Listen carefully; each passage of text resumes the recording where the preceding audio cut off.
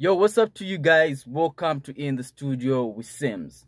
Today I'm gonna show you guys mastering. This is just basic mastering, but it's gonna help you accomplish what you're trying to accomplish. You get it? So just stick around. This is one of my client's songs.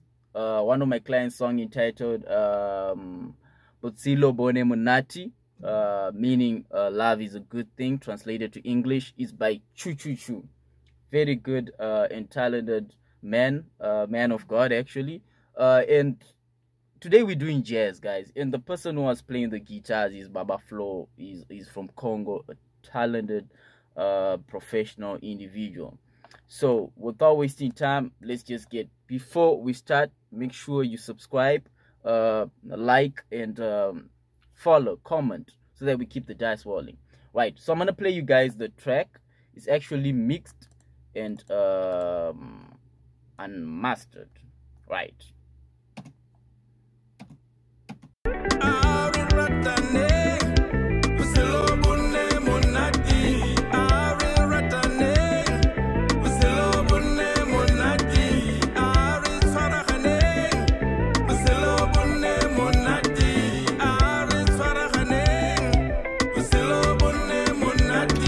All right, this is a good mix. I don't want to, you see, when you're mastering is another world, whereby if you're not cautious, you might actually destroy the record. So myself, as a mix and mastering engineer, I need to sit down and have a direction, like, where do I want to take this song to. I already know what's on my mind. Like, this is a record that's meant to have to be more dynamic. So I have to be really, I don't have to do much, even in terms of my compression. I don't have to hold things too much. You get it? So first of all, this is my mid-side EQ. It's from Ozone. This is a very dope mid-side EQ. What I'm actually doing with the mid-side EQ is, as you can see right here, I'm rolling off 90 hertz, just removing that mud. And for your own information, this is what's happening. I'm EQing the sides of the record. That's why it's called mid-side EQ. I'm actually playing with the sides just to remove this rumble, so that our mix doesn't sound muffled. You get it? You're gonna get to realize that when I engage this mid-side EQ, there'll be sort of like grease that'll be stuck between the mix. But the moment I just engage it, it's gonna start functioning properly, and there's gonna be lubrication. Like, it's gonna be like there's oil between the, I don't know if you get what I'm trying to say. Okay, next I went to my 8000 hertz. I boosted a dB, so I'm gonna bypass on and off. I want you to pay attention. Make sure you're using headphones or studio speakers, because you'll not hear this. These are subtle changes, right?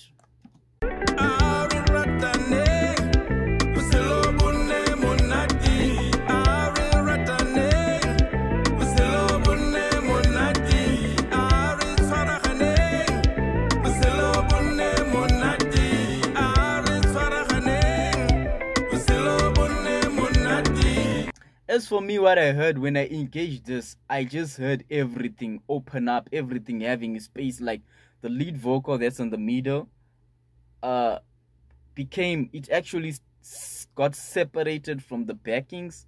It's a powerful technique. Plus, also, the advantage of using mid-side EQ is, when you engage a mid-side EQ, it sort of like removes the mud. That gets to give you more headroom, so that when you're now mastering with whatever you use to master, a limiter, a soft clipper, you have more volume. You get it? It freezes some of the low end that's created on the sides, and gives more volume to your track. Right, done with mid-side EQ. Right, next, this is a J37 tape. This is modeled from an old tape machine. So what I'm trying to do here is, we are trying to emulate. The good part is, nowadays we've got plugins that are emulations. So we are trying to emulate an old tape. We want our song to go through an old tape, and it gives us some of that vintage kind of sound. This is just for the feel. you probably you won't hear this, but you feel that there's a certain feeling within the record. So I'm gonna bypass on and off, then you hear. Right, listen.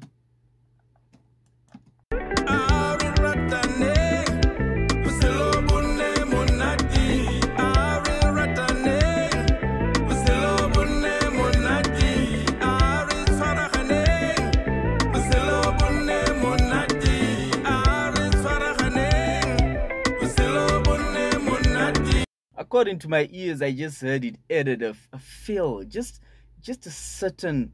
This is a tape. It added something to the record that just has a kind of like smoothness and excitement, something like that.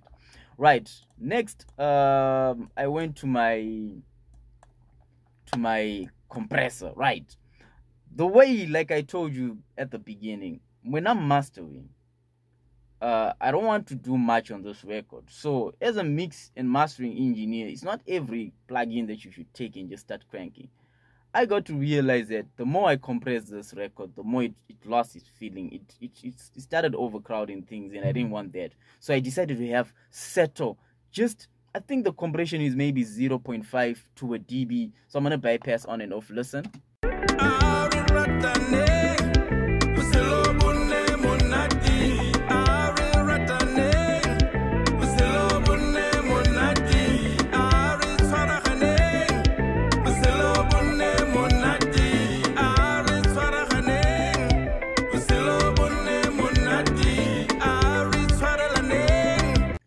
Settle compression. I'm not actually doing much. I just wanted a little bit just to glue things, just a little bit. I didn't want it to glue much. When I boosted it up to about minus 2 dB of compression, I started feeling like, nah, that's not a good spot.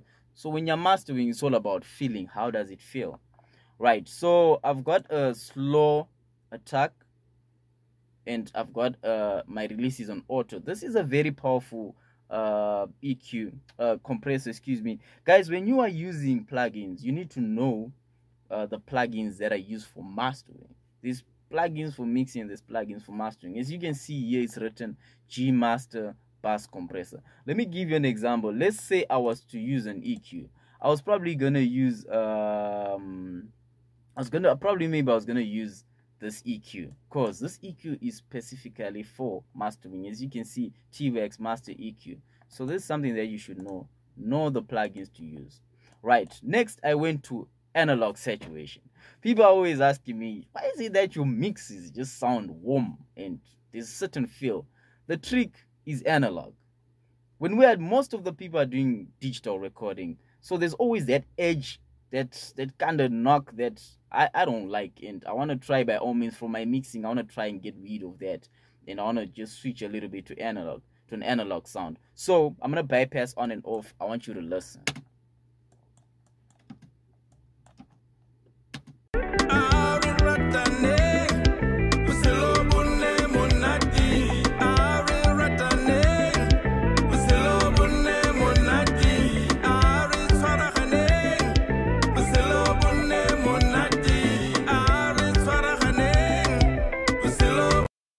Powerful technique. If you're not using saturation, you're losing it. I want you to pay attention to the kick and the bass.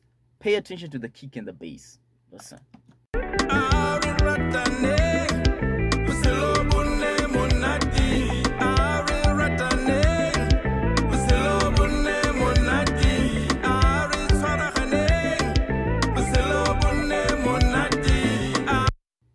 I can hear the kick coming up, I can hear the bass coming up, and it's coming up in a way that it becomes warm. That's analog. Analog is more of warmth. You get it? So I went for a setting called, for a preset called warm tape. You can choose, it's up to you. There's tubes if you want, clean tube, warm tube, tapes, clean tape, warm tape, old tape, Sapto. I just went for the warm tape. That's the one that I've found sounding good for this particular record. Next, I went to this ATG. This is a TG mastering chain. I love this plugin, and this plugin is an all-in-one. It's got mid-side EQing, it's got a limiter, it's got an EQ, it's got filters, and it's also got a spreader stereo image just to push the record in the side. So myself, I just use the spreader. That's the only thing I'm using, and I push just 0.5, just a little bit to the stereo. I want you to listen. Pay attention to the backing vocals, the ones that are panned left and right. Listen.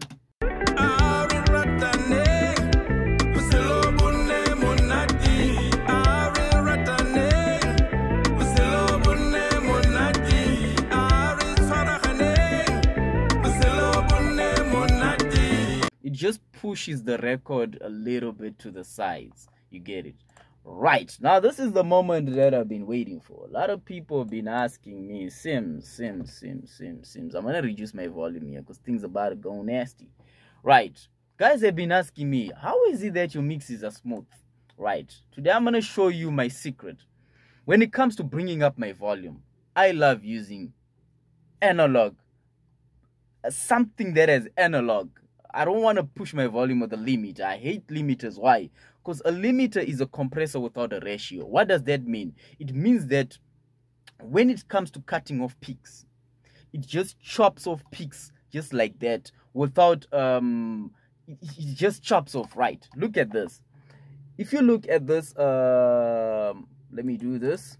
If you pay attention to this T-Rex soft clipper, it's got this item called slop. The more I go to the right, the more it's acting like a compressor, not like a limiter, excuse me. Now it's chopping off the peaks just like this. But the moment I take it to the left, as you can see, there's a curve. It means that it's now rounding off everything. When the kick hits, instead of it just chopping the kick, it's going to round off the kick. And the kick is still going to sound warm, and it's going to make the whole record sound analog. You get it? This is a powerful technique. I've heard, last time I was in this other group, there were guys from the States, and they were talking about soft clippers. Then I got to ask myself, I was like, I need to research about soft clippers. Then I went and I researched, and I found out that I was missing it all along. A soft clipper is the way to go when you want volume from your record. Right. So now we are mastering. Right. Let's go. Let's get it.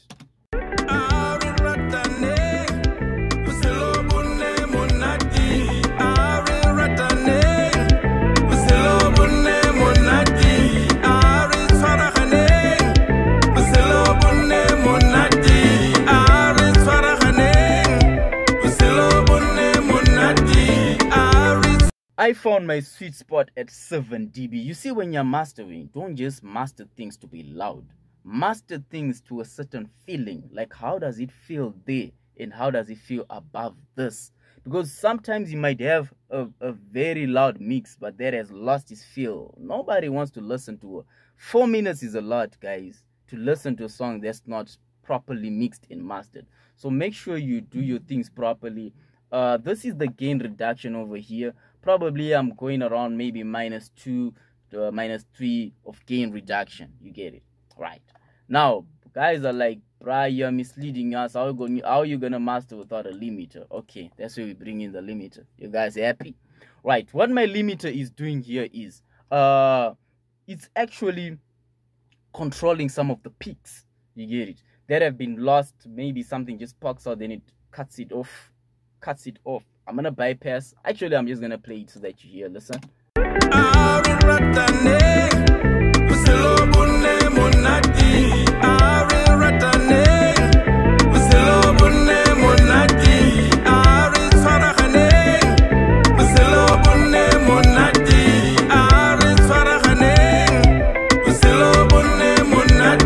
Right, you can see what's happening there with my limiter. When something just comes out, it cuts off. It's not like it's working the whole time.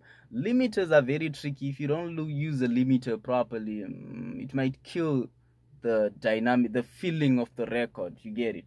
So, last but not least, gentlemen, people are always asking me, Sims, why is it that you're always duplicating? We always see you mastering with the duplicator. This is my trick, and you're blessed to know this trick. Right, what we are doing here is I'm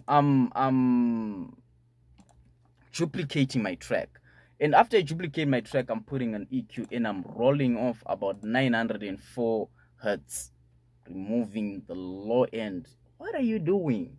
Stick around with me. So this is the part, this is the duplicated item. I want you to listen to this. Listen.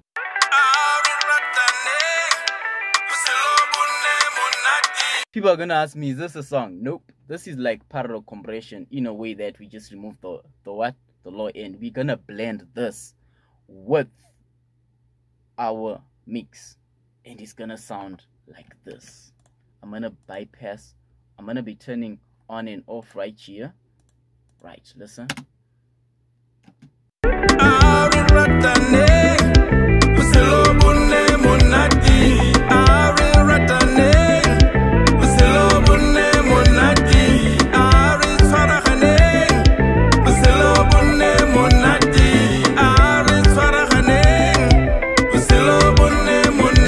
Powerful technique. What just happened here? It added energy to the song. The song has that energy, it has that bounce, it has that feel, compared to it's not just a dull record. Now, bonus tip, then we shut down this. Thus, if you're not using laughs, it's gonna be a bit difficult for you to have songs that can compete with commercial records, because these laughs are there to guide you. Like, it tells you that your song is too low in volume. It tells you your song is too high in volume. So what you do with these laughs is you just toss them at the end of your channel. Then you listen to the song till the end. But what I'm going to do is I'm not going to listen to the song till the end. I'm using this WLM plus meter from Waves. When you play it from start to the end, it's a loudness meter. It's going to calculate the amount of volume. So it's got a short term and a long term. You need to pay attention at the long term. And you need at least to play around maybe -10, maybe -9, somewhere there. Because nowadays, a lot of people are uploading their music on streaming platforms. What happens with these streaming platforms, when you upload your music there is a certain amount of volume that they reduce. So you don't want to master your song low, and when you take it though, they reduce the volume, and your song, when you download your song, or when people download your song, they're wondering how come your song is so low. So I found out that if you put it at probably -10 or -9, you're safe. In case you submit your music to YouTube or whatever, Spotify, Pandora, they won't reduce. They're gonna reduce it, and your song is still gonna sound loud and proud. Right, so I'm gonna play just a little bit. This song is mixed and mastered, ready to go. I'm not gonna play it to the end, but I'm just gonna play it and watch how the long term is behaving.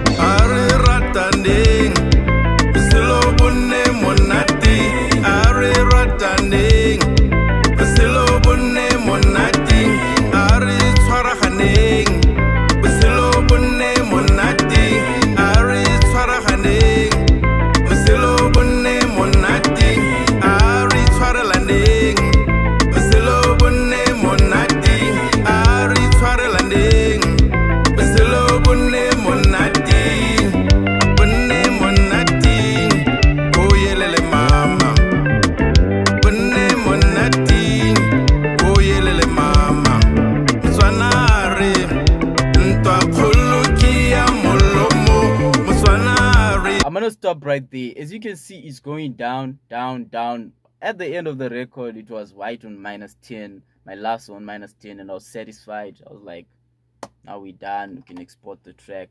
So guys, these are my basic tips on how I get to master my songs. If you love this, you know what to do. If you have questions, comment. If you want to hear other things on what you want to learn, just comment, bro, because we want to help each other. You get it? It doesn't help and it doesn't benefit anything by being selfish. You get it? There's actually a short route to getting to what we want to accomplish. If you want to learn alone, you can still do it, but it's gonna take you more time.